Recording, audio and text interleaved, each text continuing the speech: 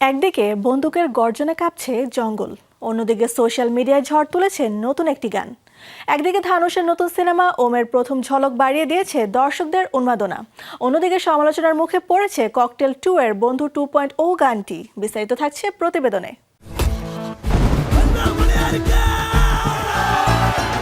জঙ্গল জুড়ে বন্দুকের গর্জন, চারদিকে আতঙ্ক, আর তার মাঝেই এক বিদ্রোহীর আগমন।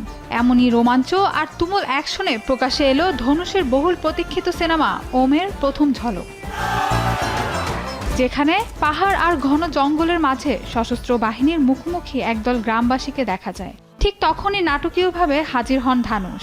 এরপর একের পর এক লড়াই আর শ্বাসরুদ্ধকর অ্যাকশন দৃশ্যে প্রতিপক্ষের বিরুদ্ধে লড়তে দেখা যায় তাকে।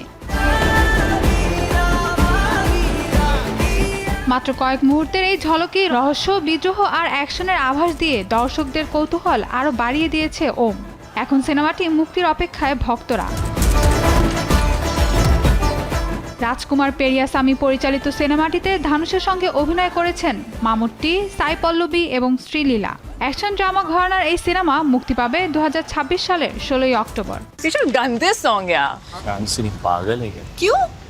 অন্যদিকে মুক্তির আগেই ছিল ট্রোলের আশঙ্কা, আর মুক্তির পর সেটাই যেন সত্যি হলো। ককটেল 2 সিনেমার নতুন গান বন্ধু 2.0 প্রকাশের পর থেকে সামাজিক মাধ্যমে শুরু হয়েছে তীব্র সমালোচনা।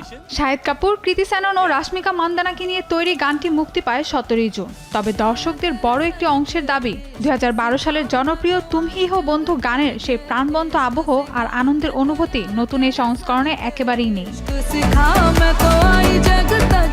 অনেকেই অভিযোগ করেছেন গানটির কোরিওগ্রাফি আর ভিজুয়াল শুধু রিলস ও শর্টসের কথা মাথায় রেখেই বানানো হয়েছে।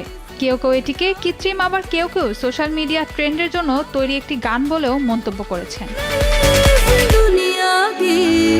মজার বিষয় হলো, গান প্রকাশের আগেই ট্রেলারের বিষয়টি নিয়ে প্রচারণা চালিয়েছেন নির্মাতারা। একটি প্রোমো ভিডিওতে শাহিদ কাপুর নিজেই বলেছিলেন, জনপ্রিয় একটি গান নতুন করে তৈরি করলে সমালোচনা হবেই।